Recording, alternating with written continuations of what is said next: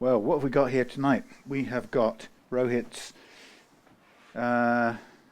postmodern Fender postmodern Strat, and it's actually a very beautiful thing. It's a custom shop baby, so it kind of its appeal, I guess, is that it has some modern touches, modern sounds, or kind of modern sound technology, if you like, combined with some vintage appointments and a vintage look, including the bare wood finish. It's got a nitrocellulose finish all along, and you can see all manner of checking and stuff that goes on. So it's got a nice worn, road-worn vintage look. All the hardware and stuff is vintage, relict, aged. Yeah, and you've got your shallow style thingies here. Those things, strap button mounts, but you know, look how grubby and old looking they are. Very convincing. Got a comfort round off there on the neck heel, and it's a lovely feeling neck. Not 100% convinced myself about the way those are relic there, but of course it's not real, and to be fair, I've never had one that's been really naturally relict, although I've seen them. So, but it's pretty good, way better than many that I've seen. So all told, it looks great. The pickups sound great. I haven't really played it yet because we're on a bit of a tight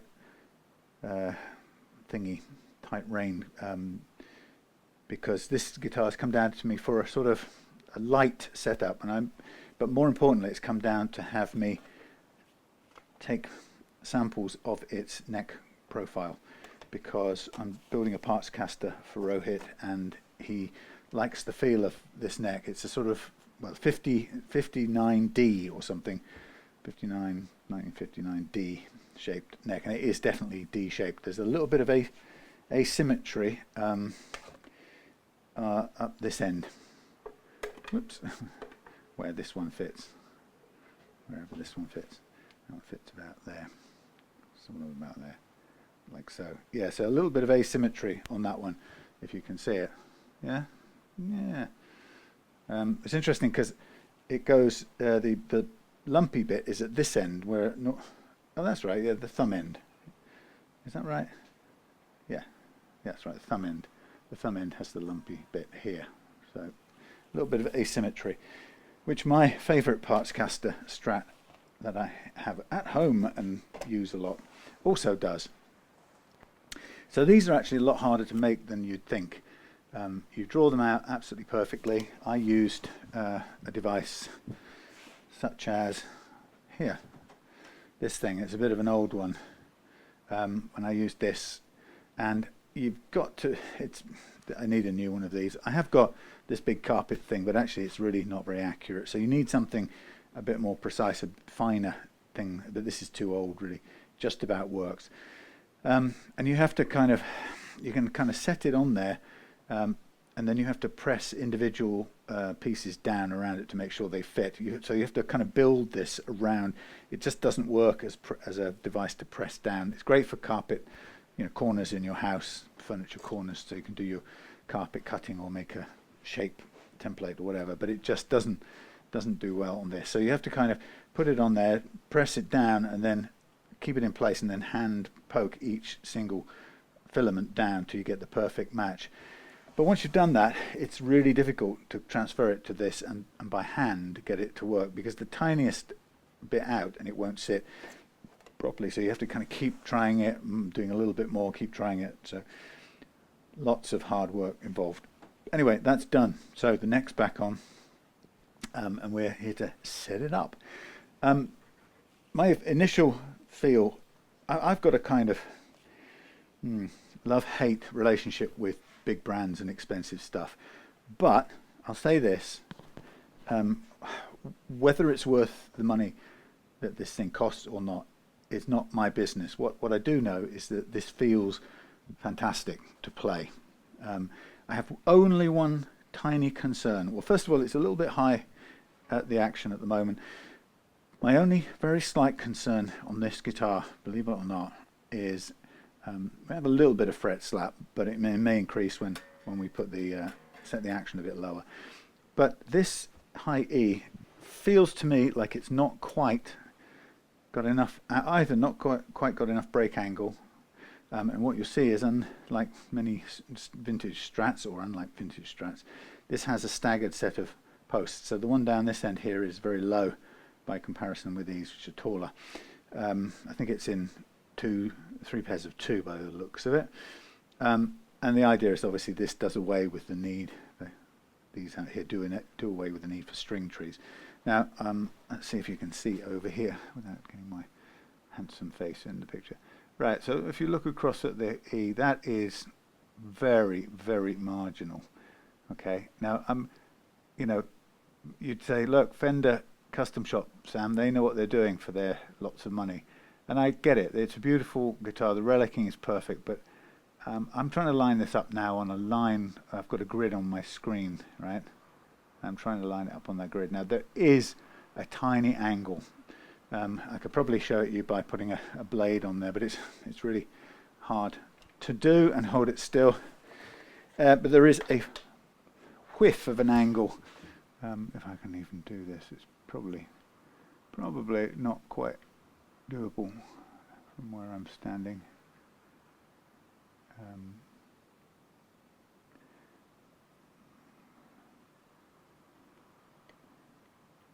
No, I can barely see it. Yeah, there is a very, very slight angle, but what you might hear is it's just a little bit.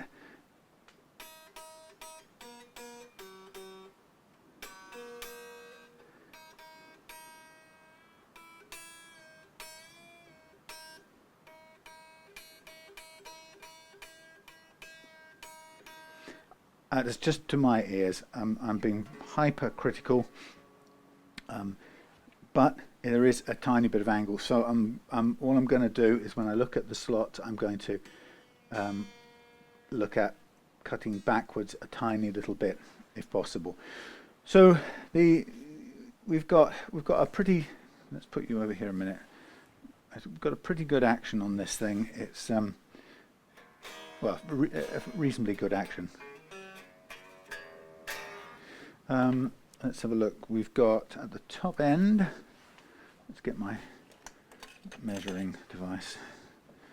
Now Rohit has asked for it to be a little bit lower if possible, and I think we have an opportunity to take it down a tiny little bit, and it's not far off where it should be, actually. Yeah, it's not bad at all.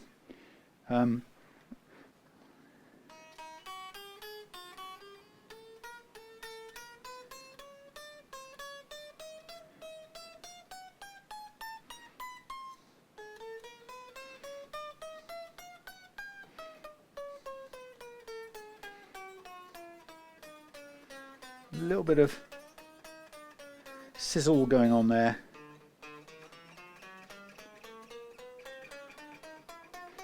Not so on the A, actually. Now, not on the D. A little bit, tiny bit on the A.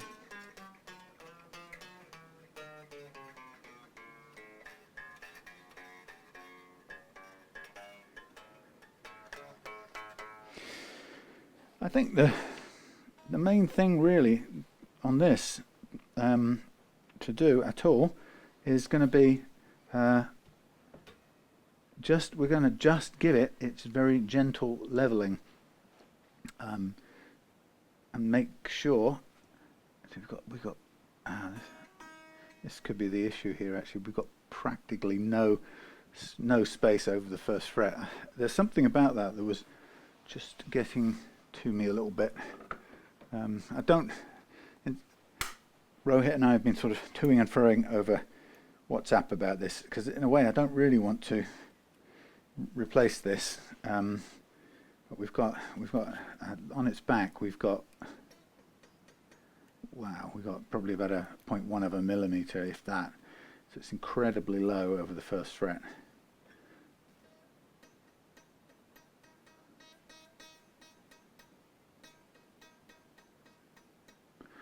Blimey. That's a pity. That's why it's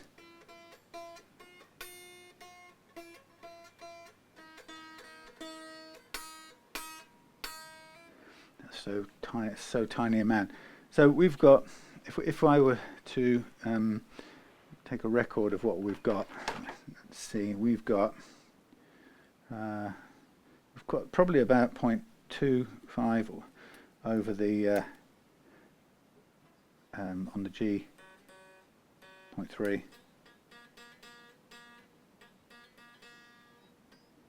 So about 0.4.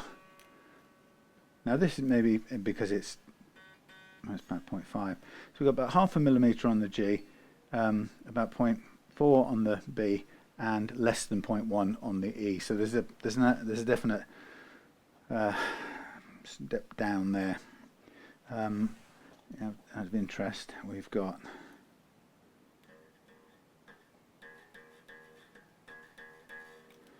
about half a mil on the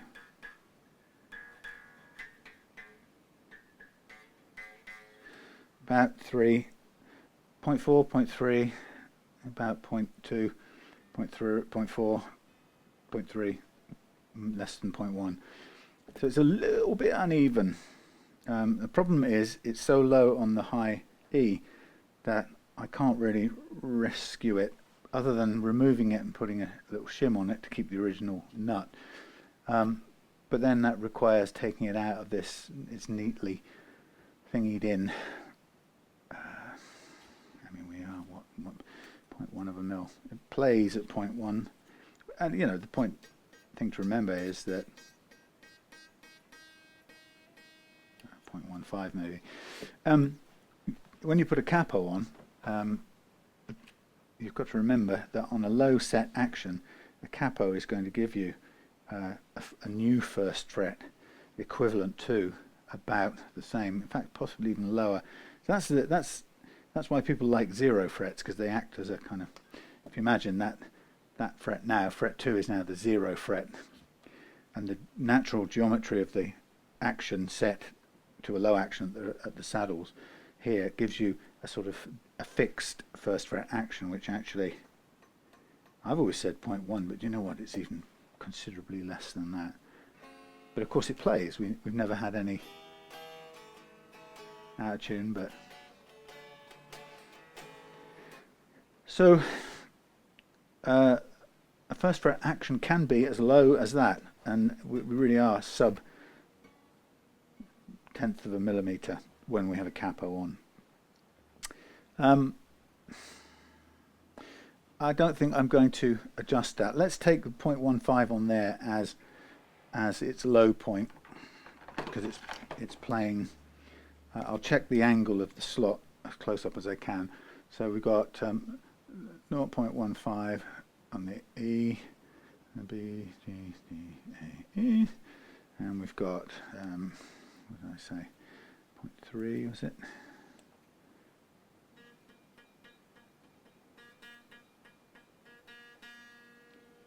Slightly over 0.3, but let's call it 0.3 to be on the safe side. And we've got, I would say that's nearly 0.5. If I can get it out. So 153.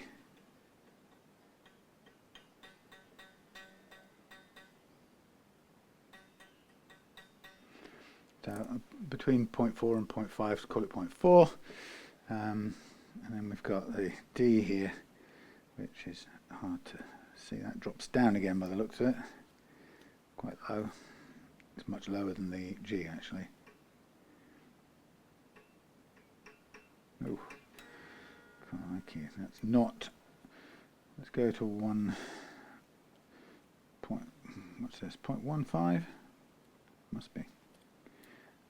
Don't know why we've got. Yeah, it must be 0.15.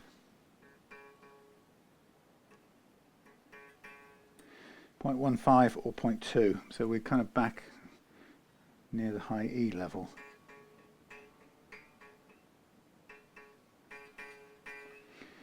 That's 0.15, same as the high E. Then we've got the A at probably 3, wasn't it? I think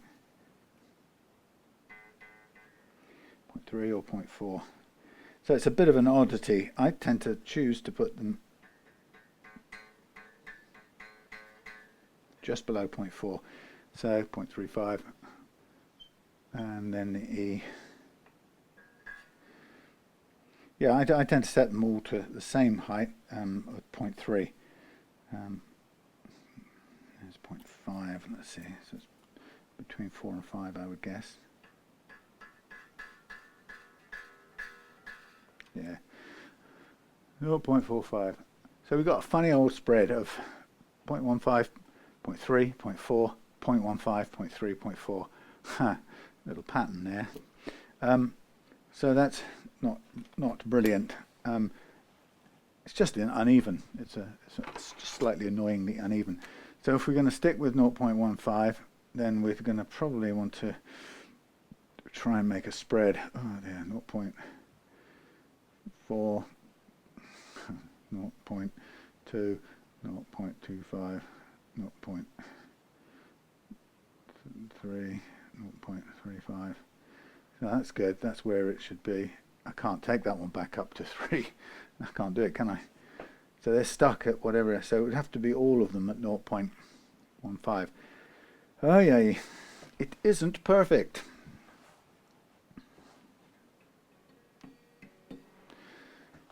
What do you think? What do you reckon? I mean, you know, there you go. That's what I was imagining. Forget my imaginings because it can't work, because I can't make that one go taller. So that's no longer relevant. So this is the actual measurements there. Those are the actual measurements.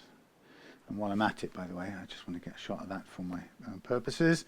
That's the points of sampling of the neck.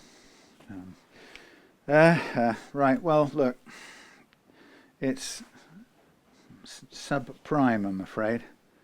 So I think we have to change it. I've got a couple of options here. I've got a relatively aged bone, slightly yellowed bone one here. And that's the same. Actually happens to be too wide. We could be stuck and just having to stick with what we got. I don't want to end up making a completely custom one. Let's see what the spacing of the bone of the tusk one is. That's almost identical spacing. A fraction, I would say that is a quarter of a mil to half a millimeter longer overall, or wider spaced. I've got a bleached bone one here, but that's a bit long as well. So, have we got any older bone? Older bone? Yeah, but that's not going to work. That's an old piece of tusk. No, right. Well, So that one is close. What I don't know is whether it's got a round, curved, or a square slot, but it doesn't really matter because this will accommodate both. Well, what do we think? Do we have to do that? Let's take care of the. No, the action's fine actually, isn't it? Let's just check all the things. Sorry about this. I'm toing and froing. That's no good because that's off there. Get back up. Okay. So we have, depending on which side did we read this thing from, we have 1.5 there, and this tells me slightly under, so it's slightly inaccurate. That says 1.25, which is where I'd want it. 125, pretty good. 125, a little bit low. This one's a little bit low. And I guess the A is a bit higher as well.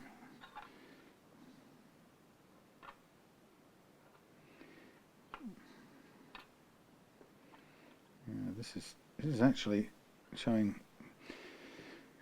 This is set pretty low. So let's just have a look. If we leave it where it is, because I don't really want to be changing it in the upward direction. Okay, the G is too high.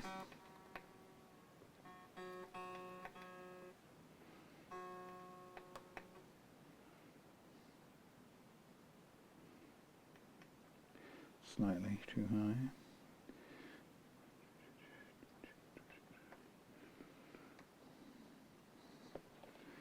G coming down close to 125. So this has been set pretty much at the same height all the way across.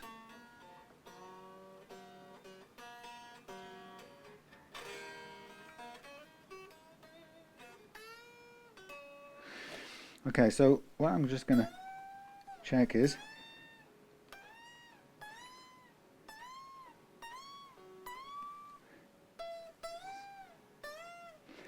that it's pretty much clear of bends at that action. So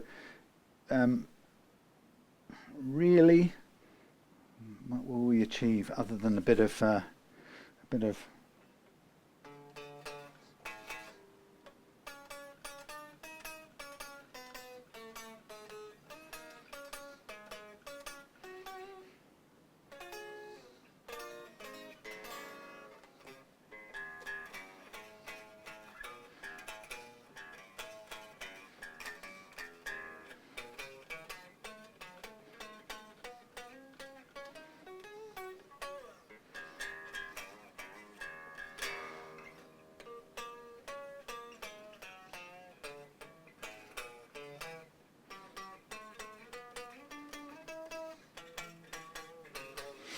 yeah, this action, which is low, the E has got a bit of slap.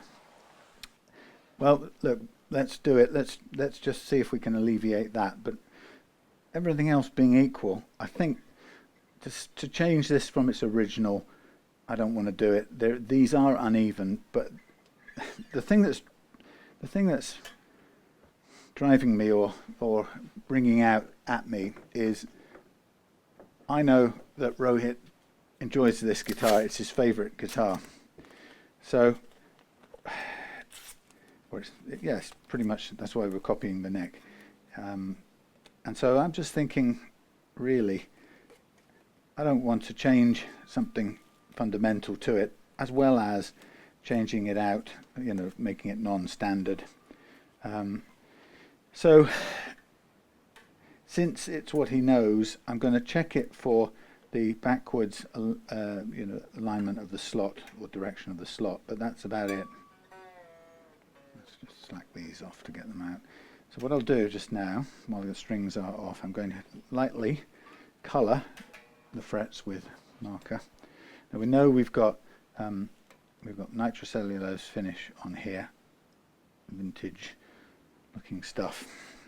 So for my liking, what I don't want to have happen is for any of it to come off during the polishing process. So I'm going to have to be very careful. Now there's no particular reason why it should, but now there was a question we talked about, and I did some research earlier on, and I actually couldn't find an authoritative answer about whether the custom shop guitars were put through yonder famous Plek machine or not, which I thought was surprising. I would have thought that would have been, had it been something that was definitely the case, I would have thought that would have been shouted about, really. Right, so let me just check this. What I'll do as well is I'll just run a bit under there as well. Yeah, we'll just see.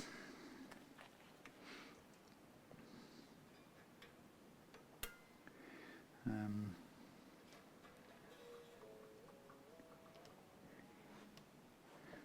let's just have a quick look at the angles. I'm sure they'll be fine.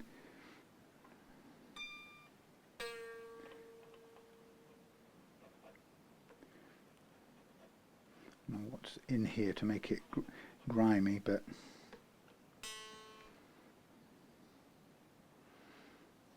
so really I'm just checking to make sure they're angled backwards, and I'm sort of aiming at just doing that, basically just making sure the edge, the bit behind, is sloping backwards. And the most important one that I'm bothered about at all is this one. So again, I'm going to make sure I'm just wearing backwards. I don't want to be lowering the action anymore, so I'm avoiding touching the front of the slot.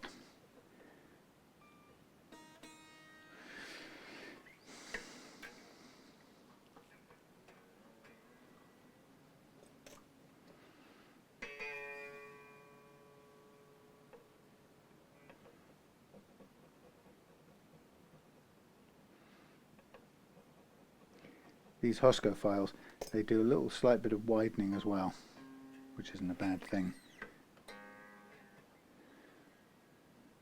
Okay.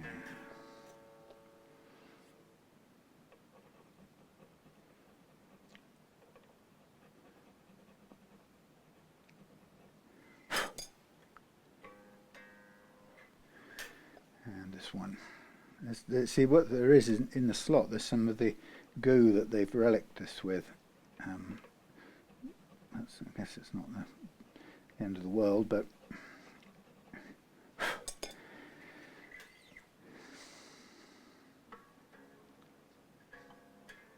right. So let's get it at pitch.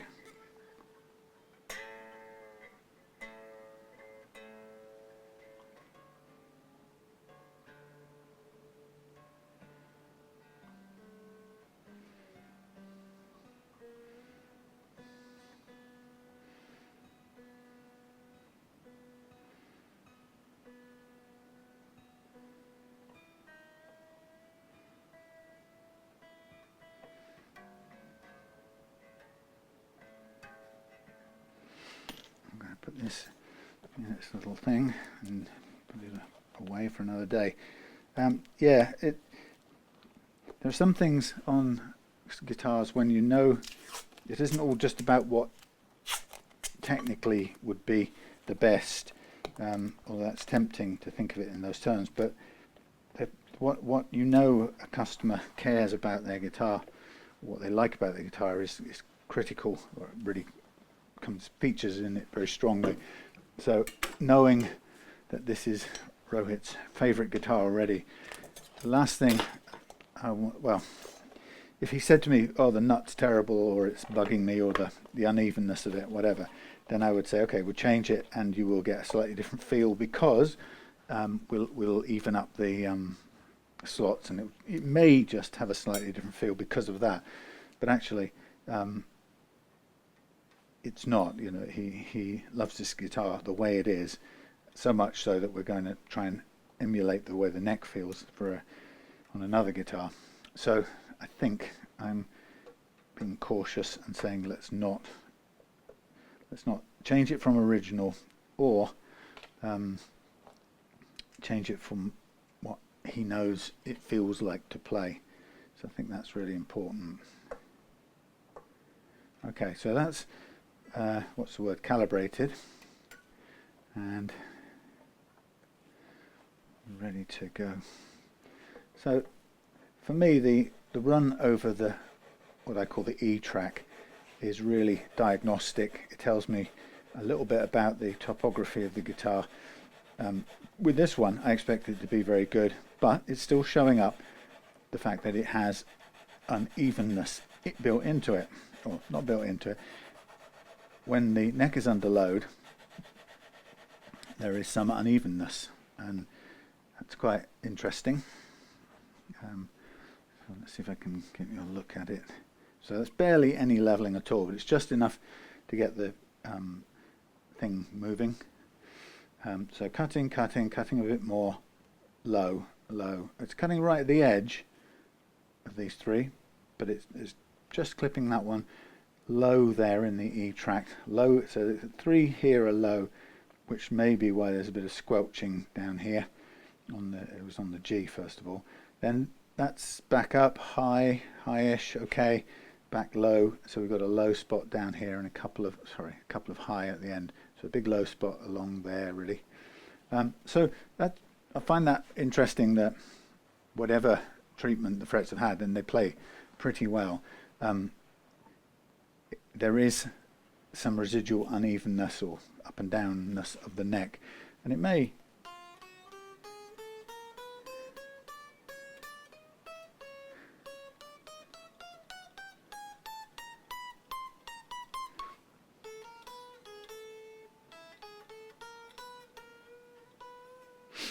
okay, so I'm not going to do any more on that.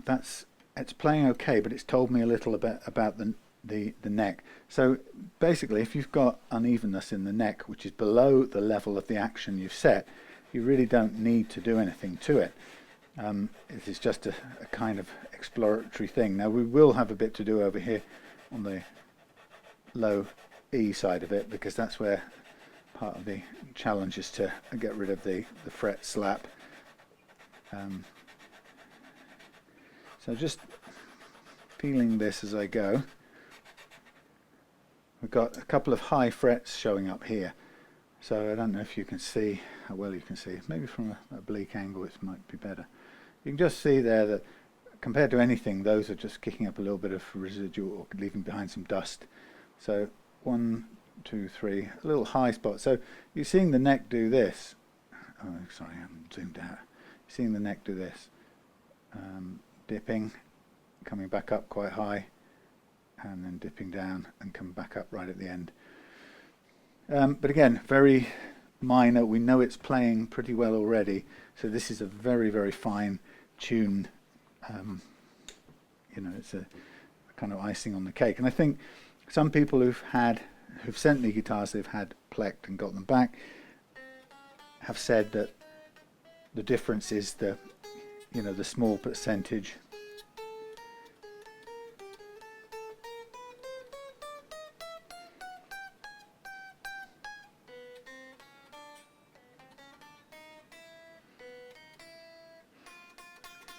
Now that one there, you see, that note there, we're in the low spot. You hear that? The B, 6th fret B. Being very picky.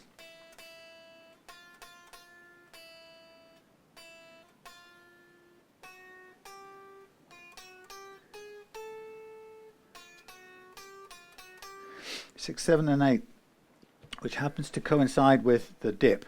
So what I'm going to do is I'm going to go back, because I'm using the same calibration. I'm going to go back a step to the high E, and I can hear that on the B now we are picking up an effect of that slight unevenness. So what I'm going to do is I'm just going to allow it to do a little bit of more leveling in that area and see if we can just get closer to evening these frets out. And that's really what this is all about. When you have low frets, they dictate how your guitar plays, basically. A low fret makes the next fret relatively high, as in relative to the previous fret. So what am I doing? That's what I'm doing.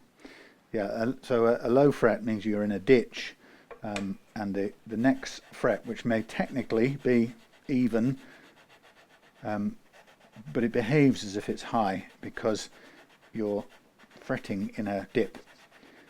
So that's the interesting part. We kind of think of high frets as things that stick up in the way, and they have to be noticeably high, as in, you know, a mountain sticking up. What most necks are kind of limited by are the low frets, because they are the same thing, only create the problem inversely. It's a bit better. That's improved it. A very, very small improvement, but it's noticeable to my ear. So I'm going to recalibrate now for the next track. So you can see that this is a very small a very small difference, working with very tiny values. I mean, I say values, we're not measuring any values, we're just working with tiny amounts due to the geometry of this tool and this neck. So now I'm working on the G track. The G track on many necks is where any unevenness in the G track is very often what will cause the high E notes that are bent when you're playing. It'll often cause them to choke out because you're bending them across into what I call the high E, into the G track. And so if you have a very low action and a flat neck, you can't afford to have any unevenness in the G track, because it will be the thing that just chokes out your best bends. This guitar is good enough to begin with that it's not doing that.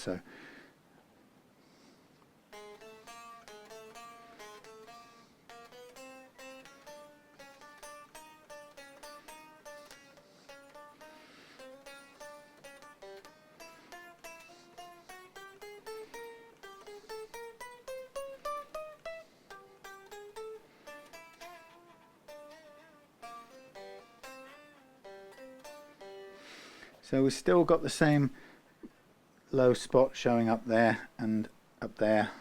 I'll do a tiny bit more on this G track and then we'll move to the D. Now, the one thing in this method that comes, there's no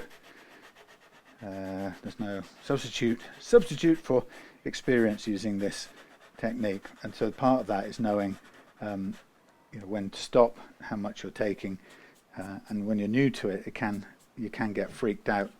As soon as you start cutting frets, you think you're losing all the fret there is, and this you have to kind of develop, or you can develop an experience doing it that tells you not to panic because you're barely taking anything. And I think one of the things that if I ever feel or worry that I'm doing that, I often go back to pull out of the tool cupboard the tool that I used to use, which was a it was a Crimson Guitars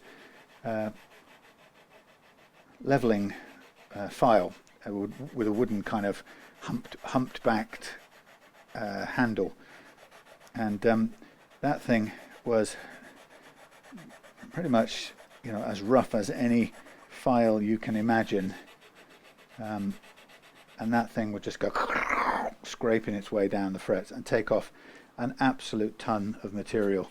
And that was the normal way to do it, and that's the way most people, I still see everybody who does it, mostly fret leveling, on videos online, you hear them clattering down the fretboard, and it's okay, I'm not criticizing it, because it's what I started out doing, and that's what you're kind of told to do, and everyone does. But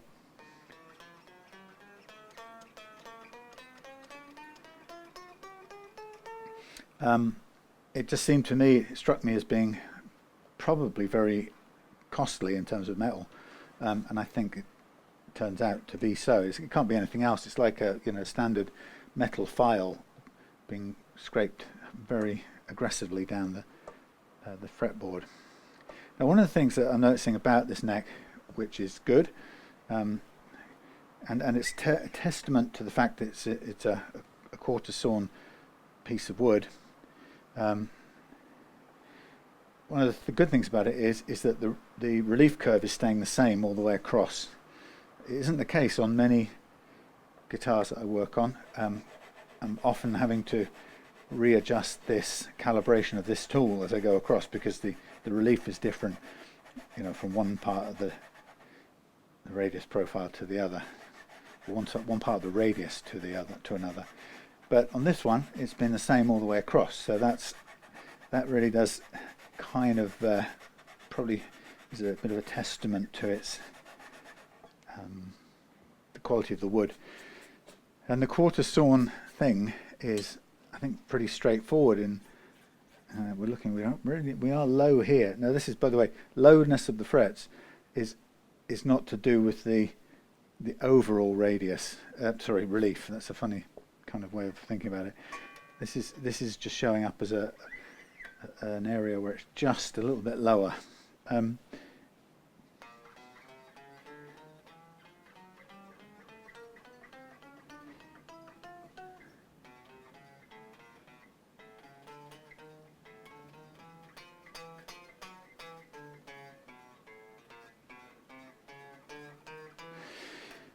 The importance of the wood is quite profound when you experience the consequences of not having the quality cuts of wood. So if you have a I'm not an expert in wood at all, but from experience I've noticed that if you look at a guitar and you look at the heel end, yeah, and I've seen loads of guitars that go like this. The grain goes like this, and it's by the time, you know, so here it's going in a diagonal. By the time you're here, it's going almost horizontal. That is not great, and what it means is that, you know, it will dry in one way here, or when it dries, it will contract in one plane here, and then it will contract in a different plane there. So it's liable to cause twisting. So what you really want is that, as this guitar has, you want your heel and your thingy, and this guitar is kind of mostly like this, which is a quarter sawn piece, as far as I understand it. So it's a good quality bit of wood. Makes some difference. Right, I was going to concentrate just on this first half, just slightly. Now, what I mean when I say concentrate on, I mean just apply a little more fret leveling to it, a tiny bit more.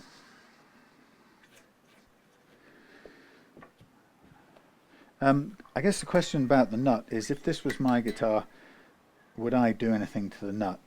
And if it was my guitar and I was keeping it for life, I probably would. But if it was my guitar and I didn't know if I'd keep it for life, and I had any possibility that I might need to or want to sell it in future, I'd probably keep it with the original nut. But it's interesting to note that it is, as you saw from the numbers, it's not perfect. It has a strange spread, you know, from capo style on the high E through to pretty high on the G. C, on the G. I was going to say the C. I've written G like a C. Yeah, on the C string, it's pretty high. Now I'm thinking about this low E track now at the moment, knowing that there's a fair bit of slap, as there always is on necks where, or on any guitar with the thicker wound strings. And what I'm seeing here is that there's still a low spot here and a higher spot just here. So it may be strings are catching here. They're not going to be catching there, but then it comes back up at this point. So we shall see.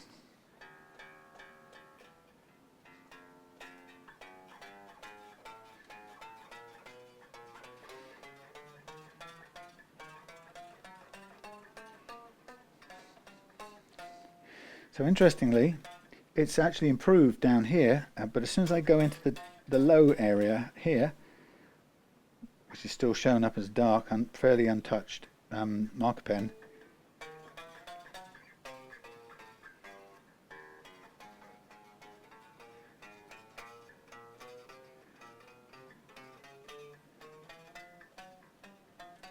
gets a little bit choked off up there. I mean, it's not completely free of rattle or slap, but it's this low spot here.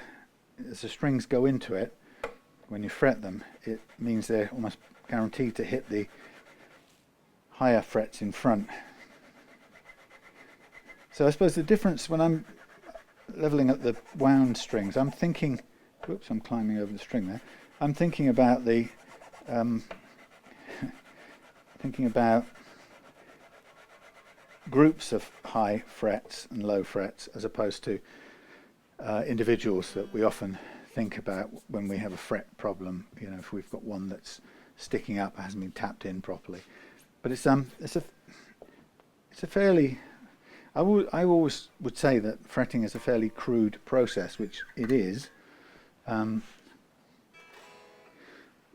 actually what really causes, what I'm finding that really causes the ups and downs is this topography of the neck under load.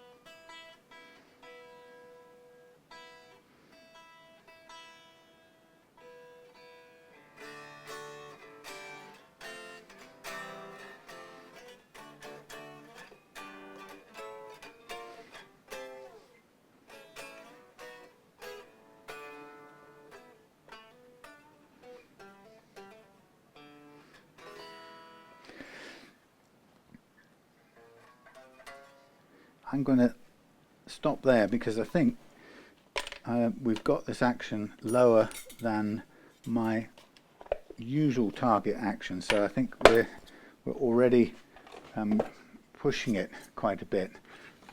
So I think having done what I know now is if I were to raise it slightly, it would also clean up a little bit more.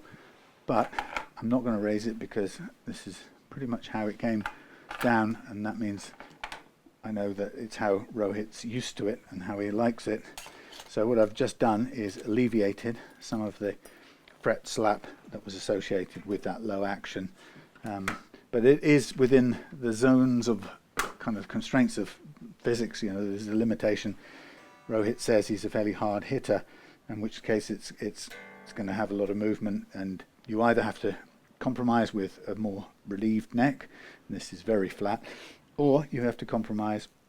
In fact, this is practically got no relief in it at all. Or you raise the action slightly at this end. So it's always a trade-off. There is the bit that you can't get past is the limitations of string needs to move. There has to be space. If there isn't space, it's going to hit something and it's going to cause buzz or rattle. So there's no way around it. All we can do in this circumstance is to tame the curve, the slight curve of the frets in the playing configuration, and this method does that in a way that other methods don't, which is why I use it. And I mean, Rohit's probably got no reason to have watched this video before, or a video where I've talked about this before. But if we look at the neck is kind of, or the fingerboard of the neck, let's call it the neck. The neck is an imperfect curve like that, and the frets obviously sit on that as we go along, and they kind of follow the contour, the topography of the neck. And it isn't a perfect curve. That's the first thing. So most of the frets, there are very few of them are actually left standing tall. Occasionally somebody won't have hammered them in properly, but more often what we're getting is some ups and downs, and sometimes as much as little as one fret can be in a dip.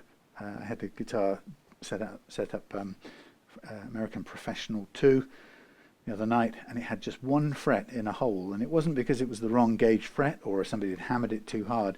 That neck just dipped at that particular point. So we've got the reason I like to level with the neck curved under load is because the compression not only curves it, that's slightly immaterial, what matters is that when you're compressing it longitudinally, this is where the kind of little kinks come into it. So what I do, as you saw, is I put a 3-point sample using these little brass domes, and when you only sample in 3 points, you get an approximation of the curve. Oh, that's just going to run into the camera, sorry.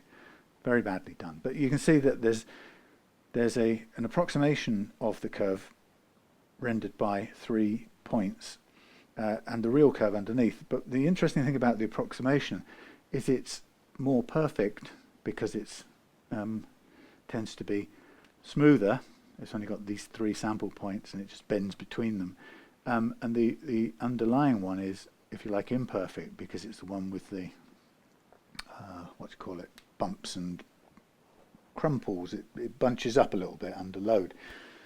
And so the idea is that the reason this seems to work quite well, this method, is if you've got a cluster of high frets there and a little cluster here and a cluster there, and then by definition lower ones in between, what this method does is, because we're effectively lowering this perfect curve onto this imperfect curve, we can just tame these areas here, and we kind of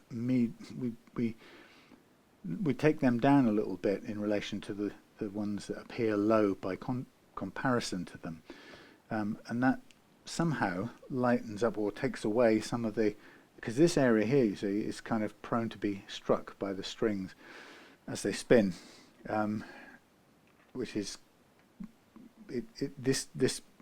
If we can just take those down a little tiny bit, what we get is a fraction more room for the string to spin, and it is only a tiny amount, but it's enough to allow you to have a low action with a little bit less rattle on it.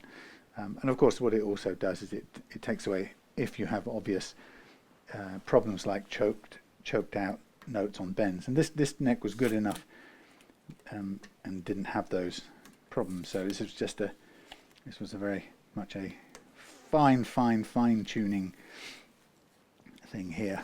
And you know, it more than anything, it was down here to be sampled at the same time. So I'm going to get rid of these strings. It's funny to be working on a guitar that definitely doesn't want cleaning, as in it's meant to look tired and road worn. So I have to sort of overcome my urge to say, look at those grubby tuners and bridge plate. Surely we've got to clean those up, haven't we? But the answer is no. Those of you who are in Britain will recognise this is the 29th, I think, of April, and will recognise the sound of pouring rain outside, and see that I'm wearing a thermal shirt, a vest, and a thermal top, and it's nearly the 1st of May in Great Britain. So that tells you a little something about our country. And what it tells you is we are going through a very strange cold spell. The trees are all desperately trying to grow and, you know, burst into bloom and so on and so forth. What I'm doing there, by the way, is I'm just taking off a bit of stickiness with some fluff, as much as I can, really. Yeah, so it's everything's trying to be green out there, and it is turning green and coming into bloom, but it's so blasted cold. I don't think I've ever known an end of April where it's been. I think it's currently about. I'm not going to check, but it's currently about. Now it's probably about 10 degrees out there, if that. In the rain, probably less. And I've been cold all day. Going around, I go to the supermarket with a big scarf on and a big thermal thing. I know I'm getting old, and that's what older people do, but they normally don't keep the heat because they're skinny, and that's not something I'm suffering from. Anyway.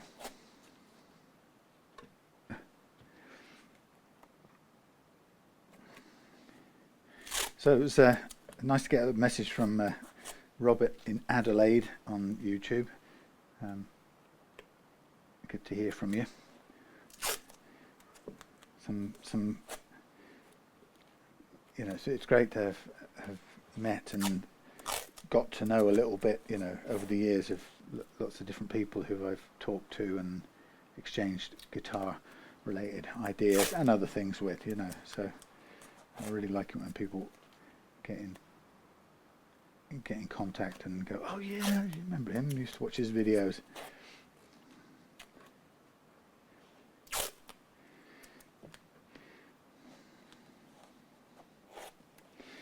Anyway, yeah, so almost into May, and apparently next weekend, or this coming weekend I should say, might get as high as 15 whole degrees. And we, you know, actually Claire and I were sitting there going, oh, it could be 15 degrees this weekend. You know, no sunshine. But the forecast shows clouds with a little sun peeking out behind it. It's like, wow, that could be half an hour in the hammock on one of those days, if we're lucky. Anyway, such is the way our planet is working.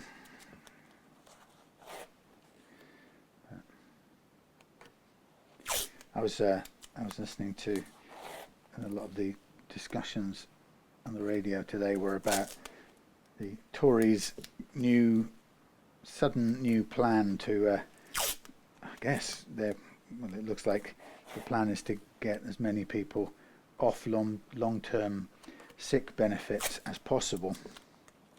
You know, and of course, being politicians, they always phrase it as, you know, it's for the good of people, because I know how rewarding work is and how good it is for the psyche and the mental well-being and so on and so forth, and self-esteem, and so that, you know, they couch it in very positive terms. And but I think it's quite interesting how the discussion doesn't.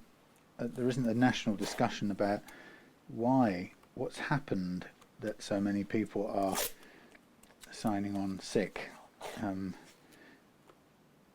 right now. And I think the people on the program I was listening to said that I think it was 25% of adult Brits currently class themselves and presumably claim for being, inverted commas, in some way disabled.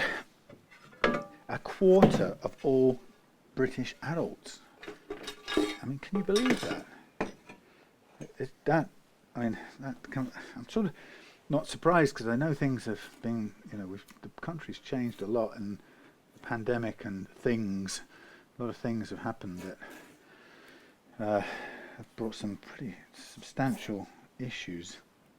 Don't go down that rabbit hole, but there are, you know, some big changes recently. But 25%, a quarter of all adults, are registered as or describe themselves as have some disability. And of course, the discussion has been a lot around anxiety and you know, self-declared mental health issues. And I say self-declared because, you know, people self-report. They go to the doctor and talk, you know, complain of anxiety and low mood and so on and so forth. And so it's that is the biggest, I think the biggest increase, the area of the biggest increase. But 1 in 4 people can describe themselves as disabled and claim some sort of disability benefits. And, you know, my wife does, and I, you know, the environment we're in at the moment, it's almost like it tries to make you feel, no, it can be very easy to very quickly feel bad about it, you know. And then I think about what she's experienced. She's had breast cancer twice in 20 years, and each time the chemo kind of half kills you, literally half kills you. That's how it works. and I've watched her go from, being a healthy, active person to being basically a shadow of what she was. And I don't say that in a complainy, bitter way. That we're both just grateful that she's here and she's cancer free as of now. And she's had, if I listed it, it would just be ridiculous. She's had spinal surgery, fusion 3 times, surgery in her neck twice, I think, all manner of things. And that's just some of it. She's had hip problems, bone problems, eye problems, surgery in her eyes, all manner. I mean, she's not been healthy, full stop. Now, whether that's we put that down to terrible upbringing, but the funny part is there's a hell of a lot of people seem to be in similar straits, and yet when they talk about it, the first impression you get listening to them talk is that if you listen to the politicians, you would think that there were millions of people just staying at home because they couldn't be bothered, and I guess there has to be a proportion of that. I think it would be unrealistic to suggest, and I know people like that, but it's the people who are like that and who are suffering from what they would call a episode of poor mental health, and I've heard them themselves call it that.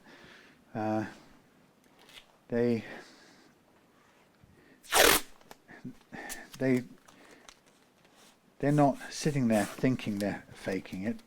They feel it. That's what they feel their life has become, and they don't know why they're having what they consider to be a terrible time. They just know that they're frightened of going out, facing the world. They are pretty convinced they couldn't do a job, and in that sort of position, a lot of them, set about trying to, quote unquote, make money online. Doing streaming things, or YouTube businesses, or eBay, or whatever the thing is you do for money. So it's kind of, there's people trying to get somewhere sometimes, and then there are people who just have given up. And I'm always interested that the politicians seem to say that the way they talk, it's a universal good. The work is no matter how you physically feel, you should be getting up, going out to work, because I promise you it will make you feel better. That's the sort of line, and they mean well. But a lot of the people I know who don't feel they can work in conventional business, or conventional traditional work jobs, that's what they called them. They know they couldn't go, and they couldn't survive a day. They think, and if they think they can't, chances are they're not going to do a great turn. It's not going to work out very well. And it may be that some people, maybe it is all or a lot of it could be just a psychological kind of start point, that everybody's lost confidence in themselves, or but I think there's a lot of physical stuff that's changed, whether it's to do with terrible processed diet foods that we're all poisoned with, or whether it's the results of this strange man-engineered virus that we recently experienced, that did not, by the way, come from a bat in a market, frankly. I'm not a conspiracy theorist at all. I'm just I'm a logical person. I know from factual records that the Americans, amongst other nations, and the Brits were paying for fairly commonly known, what they call gain of function research to be done on viruses that could possibly present problems to human species and stuff like that. And they were paying some people to do it whose country didn't have a law at that moment saying they couldn't do it, whereas the Americans had one that said they didn't do it anymore, do that kind of research, so they outsourced it and funded it. And apparently, as far as I understand, that it's quite normal to do that sort of research, and the reason you do it, either you think it's done because everyone's evil and going to make a secret weapon, or it's done for the reason ostensibly given, which is we need to know how these things may change so that we can develop effective vaccines before such a mutation or a species jump occurs. And that's logical and very rational explanation.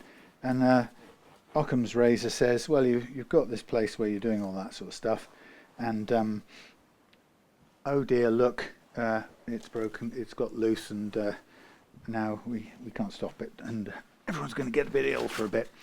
So I've all this looking elsewhere, and arguing about it, coming from these people who like to eat dogs and snakes and all that sort of stuff about wet markets. It's ludicrous, really. The simpler explanation, as you can well imagine, is we were doing this research that we were paid to do, and that all nations like to do for the reasons I explained. And I dropped the container carrying the stuff, and it fell out, or I left it on the train on my way home, and I'm afraid it got tipped over by the guard or the cleaning lady when she came around later. So there you are. That's what I think. But the consequences of that health-wise is definitely things aren't right. But I just don't get it that they're, instead of making it a priority to ask questions about these things, which you would expect there to be some high likelihood of some unforeseen blah blah blahs, right? If this thing happened the way it happened, hey, we all got a virus, right? Of course there's going to be some long term and some weird things, and possibly the treatments we gave and all the rest of it. Who knows what would happen? And it coincides at a time where there are hundreds and thousands, if not millions, of people in Britain alone, God knows about elsewhere, who have decided they don't actually feel well enough to go and press their noses to the grindstone anymore. And actually some people I know have felt so bad that it makes them totally rethink any priorities. So the whole thing about you should get economically active and get back into the marketplace, and work will give you such self-esteem, blah blah. And some people that I've met say, I don't believe that anymore. What would I do it for? The way it's looking, I may not have that many years, blah blah. Why would I go trying to pursue some sort of lifestyle when actually really what I'd rather do is spend more time with my partner or my children, or on learning or reading literature that I never got round to reading, and I'd like to, or walking and taking up a hobby that I never got to do. So I get the feeling there's a whole body of people who have decided that things have changed so much that nothing in the routine way of doing things appeals to them anymore.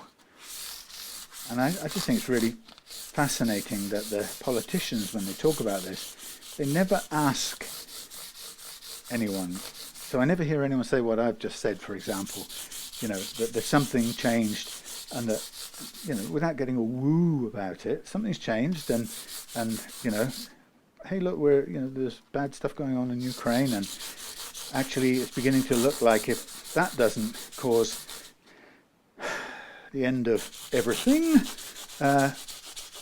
in potentially quite a near future, then who knows what will happen when China decides it wants Taiwan back, and and we kind of nearly had some showdown with Israel and nuclear-armed Iran and so on and so forth. So it's not even just down to this thing about health matters.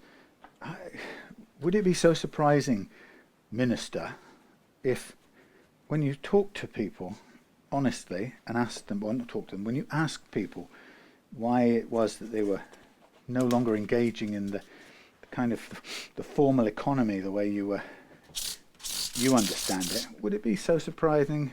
Would you be surprised if they said, what's the point with the world the way it's going at the moment? Or why should I do that since there isn't going to be any money to do this when I get to this or that age? I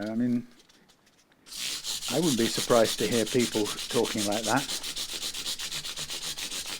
but nobody seems to ask, and so they kind of they seem to revert to just telling you why it's better, because it's good for your self-esteem, and you'll have financial independence, and you really will, you'll be able to take part in the consumer economy, and it will feel so much better. And well,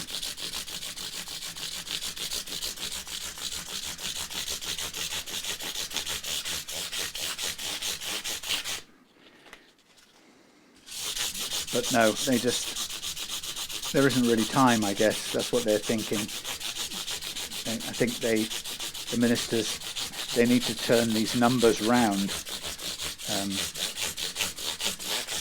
I do understand the sort of panic, it's, if you think about it, if everyone, a larger number of people are getting older than are, the more old people proportionally than there were before, and needing care that we can't afford now, far less in what's needed in 20 years' time. So how is that going to happen if a quarter of all adults are either not or barely working, or working on the black market, or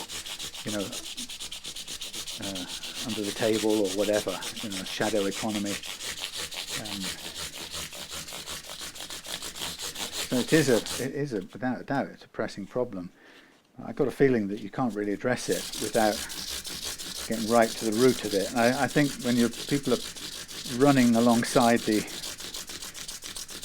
wagon that's out of control, nobody has time to step back, and there isn't a way you can step back and have a chat about it. A philosophical chat feels like you've got to get on and steer it somehow. Somebody's got to get on and steer it, or else we're doomed. But I just don't think I don't think they buy it anymore so much. Not so many people.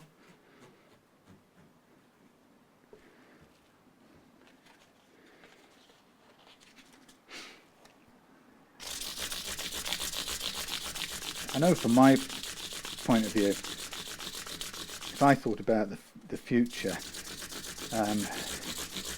I would be one of those anxious, depressed people. Well, I wouldn't, because I'm not that kind of person, but haven't been that kind of person. I'm not being what's that word when you're complacent or arrogant about it. I just tend not to have been that way. But you know, if I was the kind of person who thought a lot about, oh, what's going to happen, and you know, my last 15 years if I'm lucky, 20 if I'm extremely lucky, blah blah blah, it can be very easy to get disheartened. So quite some time ago I have changed my way of thinking, slowly transformed my way of thinking to being very much focused in the present moment. And for some people that's a kind of, can represent a childishness or a selfishness. Well, you know, so you haven't put aside enough for your ill health and old age, so somehow the state's going to have to do it. Yes, but I'm not particularly sure I will choose to stay around long in infirmity.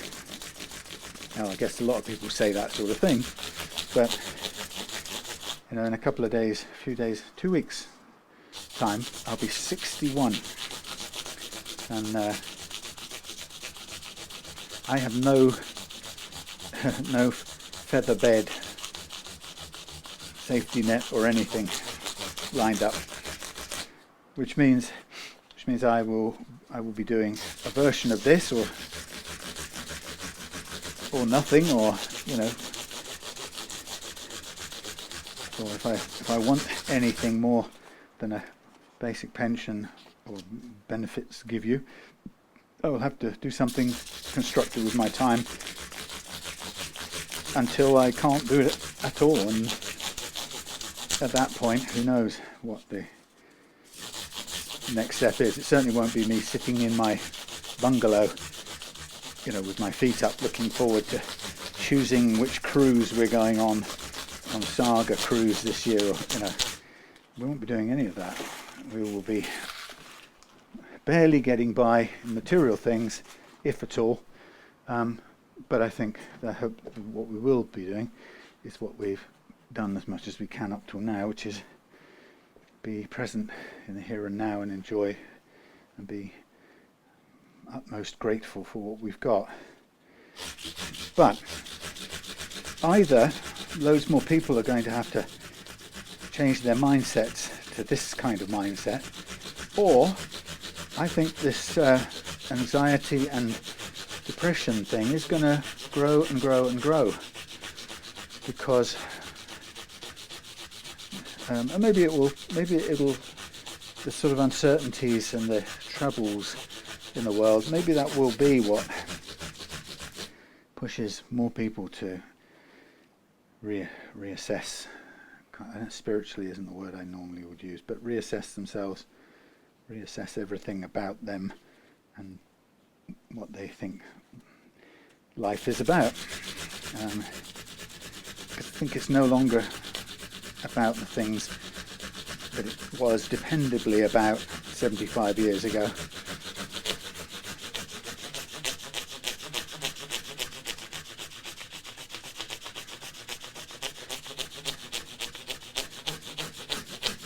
Still, anyway, but yeah, so that's all tied in with this thing about why are so many people stepping off the treadmill? Why are so many people feeling so unwell? Let's take them at their word, not second guess them and think that they're shirking, column dodging. Let's imagine that a lot of people do feel really unwell, anxious, or mentally, from their mental health perspective, and physically. And maybe, you know, we should be doing some quite serious investigations into why that is, and what does it mean for a future, because it doesn't seem, this is what I was getting around to, sorry, I'm just chatting away to fill the time, but what I was going to come round to is, whilst I completely get it from a politician's point of view, that we can't have, this system can't be supported by, it can't accommodate a load of people who, for for one reason or another, feel really unable and unwell, disabled or unwell, and unable and not motivated to partake in the kind of mainstream economy. So that's absolutely a problem that is realistic to face and not shirk or shy away from. But you know, and there is even some truth in the fact that we've made it easy, relatively easy for people to self-diagnose in a way, and you know, there will be people choosing, you know, to be off with mental health stuff, as well as millions who are struggling genuinely. So, you know, the system is open for abuse, but it still doesn't. Even if you judge people to be abusing it, as in they're choosing not to work and taking advantage of what is very small, measly living afforded to them by the state. This, from my perspective, the thing you still need to ask is why. What has happened that it no longer feels enticing enough for people to struggle to work every morning and, you know, go through the motions? Because I think that's what's changed. People aren't going to do that anymore. You know, maybe 75 years ago, not so many people felt so unwell. Maybe they genuinely and generally felt healthier. Not long after the war, you know, where, you know, 20 years ago, 23-ish years ago, when Claire first got cancer, the figure that the cancer nurses, we spent lots of time in the cancer specialist wards and the kind of centres, day centres, drop-in things, and there's obviously a lot of discussion about cancer generally, and the cancer specialists, or the nurses, at the time, the thing they would say is, well, you know, one in 7 of us are going to get cancer in our lifetime. 1 in 7. That's what the discussion was then, 23 years ago. 1 in 7. It's now. The last time Claire went in for her most recent load of surgery and treatment, so that was surgery and chemotherapy. But that time round, it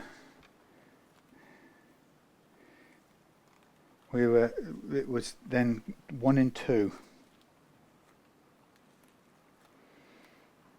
1 in 2, can you believe it? So what happened, eh? Now I'm just looking at this. It's caught my eye so the finish is just coming off on the very edge of this fingerboard. So there we go. That's what you get for your fantastic vintage finish. No matter how you handle it, it wants to come off. It's really, well, it's not a problem here because there's no bloody finish, but unsticky stuff. If you mask off the fingerboard, you pay the price. So it's only, thankfully, it's only at this top end. All the rest of this doesn't suffer from it. Yeah, so 1 in 7 to 1 in 2 in 23 years, and I just, every time we think about that or we discuss it, I just can't quite believe that. Why are we not having a urgent national debate about it? I mean, that is the most profoundly enormous change in that period of time, and how is it not front page news? But it isn't. We don't talk about it, which is quite bizarre.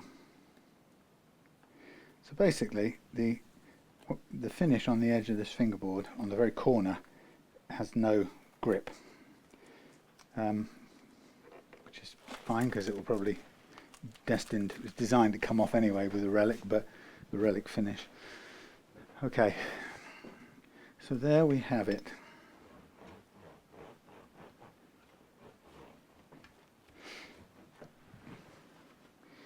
So we'll get rid of any dust kicking around.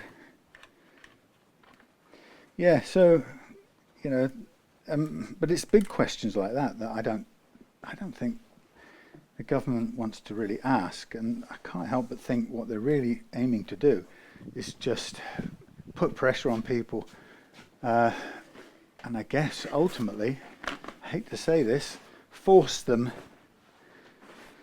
to go back to work. And like I said, I understand why they would try to do it. You know, if you're trying to manage the system, the books, balance the books and manage it, you haven't really got any choice. You've got to get more people to keep this train running along the tracks. You've got to get more people engaged. But I think as a government, as a nation, I think we should be saying, hello, is there any, can there be any more, where are my nines? Can there be any more stark a sign that that this train has already pretty much come off the tracks than this? You know, that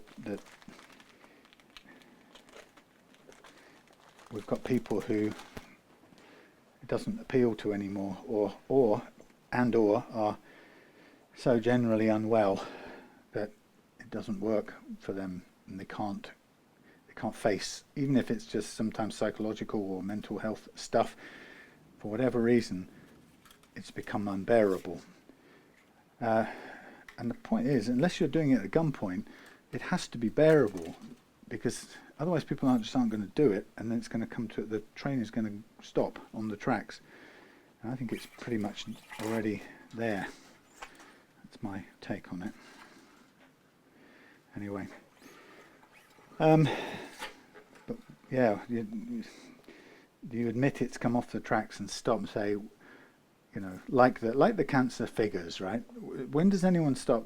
When have I heard anyone in the health ministry or in any politician say between 2004 and that's 20 years, 2004 and now, when my wife first got cancer and when she's currently cancer free from a second bout, in those 20 years, the generally accepted figure has gone up from 1 in 7 to 1 in 2. So, you know, 20% or whatever it is. That's 1 in 5. But you know what I mean. To 50%. It's a massive, massive increase. And surely, to goodness, we should be talking about it. But we ain't, are we?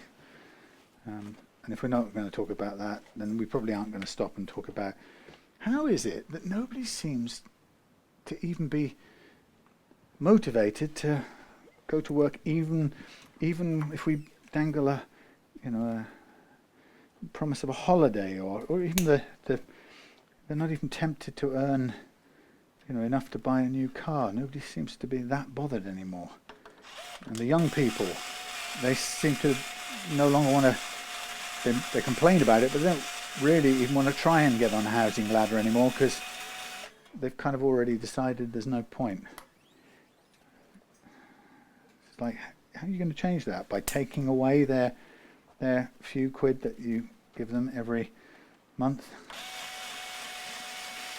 And I guess maybe that's what the best answer to this whole thing is from any government is, well, we're going to have to force you to do it by removing any, taking away any benefits that we gave previously. Then I think we'll probably be in for a lot worse time, on top of all the other things that are going on, because I don't think it works.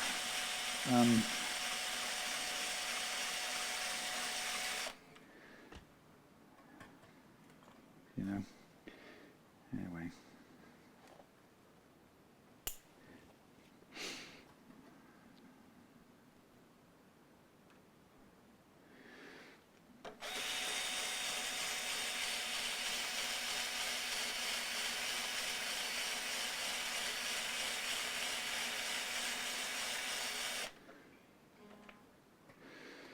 Well, c'est la vie.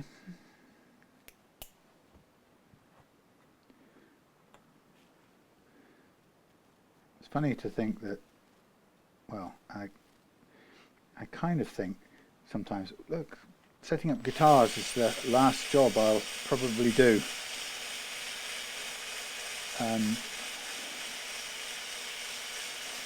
And I suppose the question would be, well, what if you didn't, you know, your wife didn't get that extra bit of help for her ailments, you know, that help, you know, cover the shortfall or just about pick up the electricity bill where, you know, when you haven't got enough guitars done, or, you know. And I think if I couldn't do this, then, you know, I sometimes have to ask myself, would I get up and go and do a shift?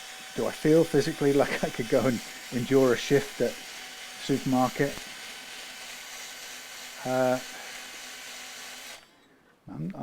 I'm probably closer to one of these people. I'm not sure I could. I mean, you know, when people do things like I'm doing, like, you know, end up in their later years running a small business or offering a service, you almost certainly find that they're doing it because they've kind of reached a place where they decided in themselves that they couldn't, you know, they do it because they want to be able to pace it in a way that they physically feel they can bear it, you know.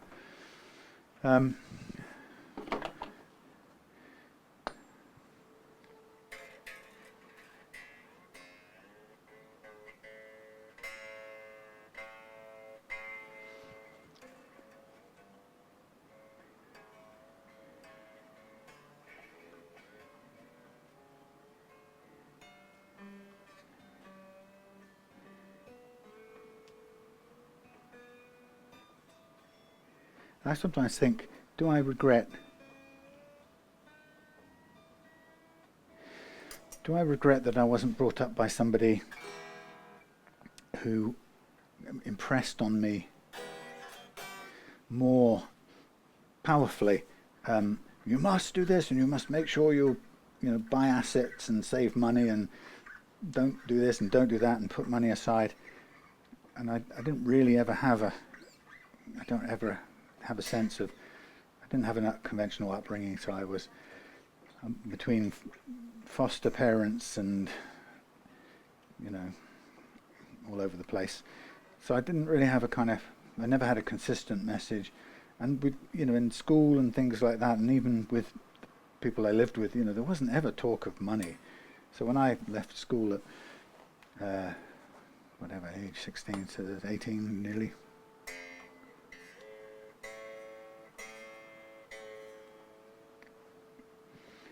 I had no idea.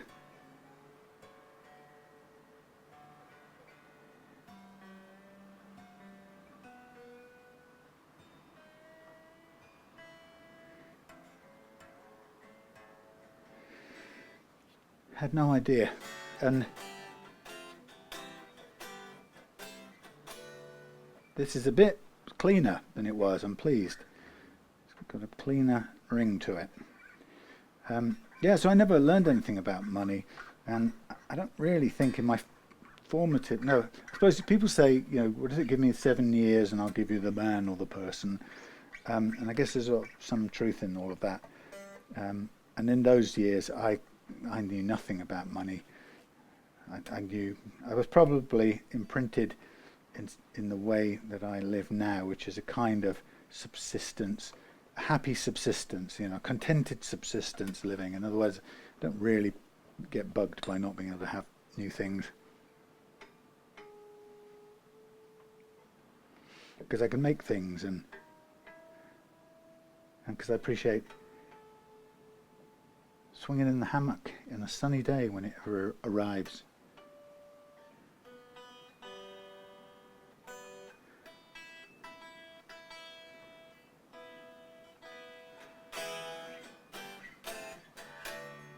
Good.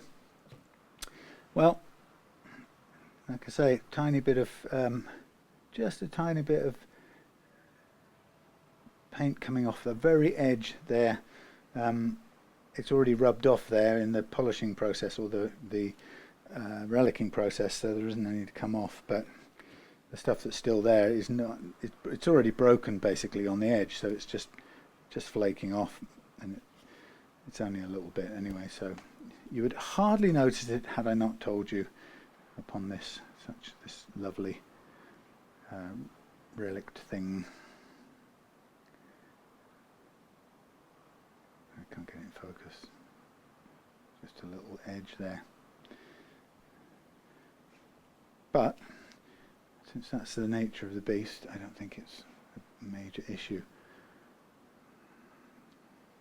But it's you know, if a piece of low-tack masking tape can lift off what is a modern finish, it's not fantastic.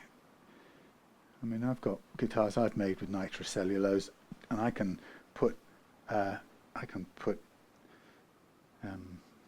masking tape on them and polish them out without anything coming off. So maybe it's. I suspect it's been in the polishing of the frets. It's taken a whacking somewhere. I mean, the edges, in the buffing or something in the original process, but still, it'll flake off naturally, and it'll look more like that. Okay, well, that is that. I'm not going to play this because I couldn't do it justice. Sounds very crisp.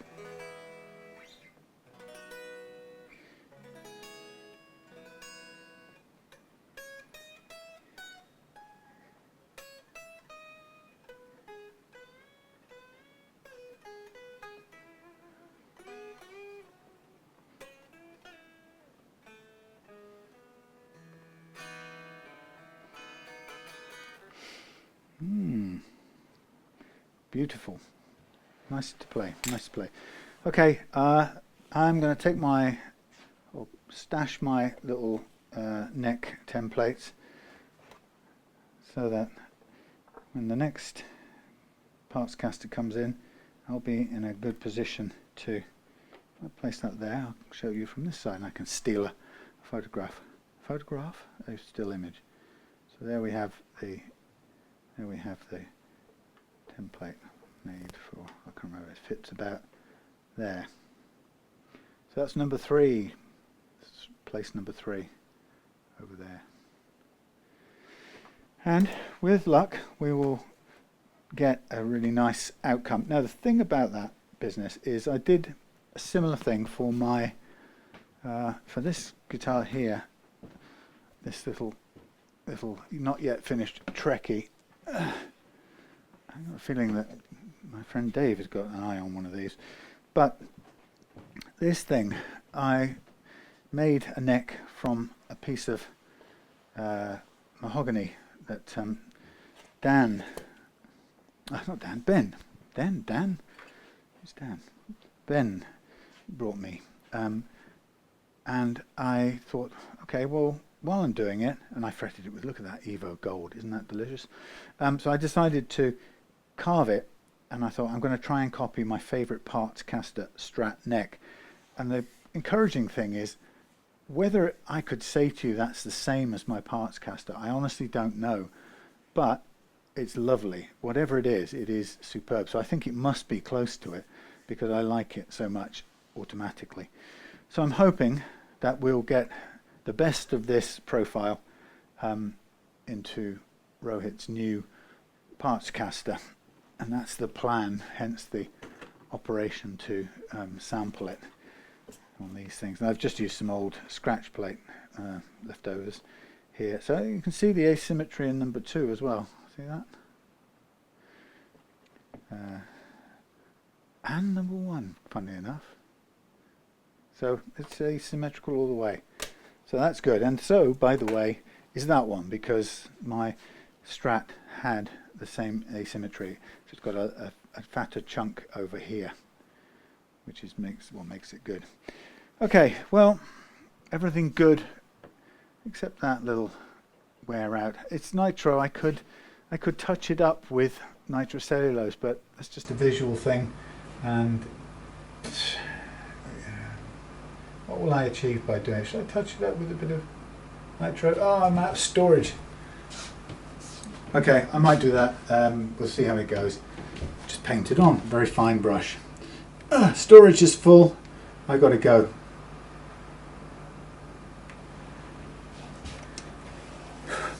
See you later.